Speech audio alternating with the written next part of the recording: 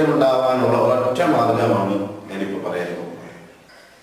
യാ ഹയ്യു യാ ഖയ്യൂം ലാ ഇലാഹ ഇല്ലാ അൻത. യാ ഹയ്യു യാ ഖയ്യൂം ലാ ഇലാഹ ഇല്ലാ അൻത.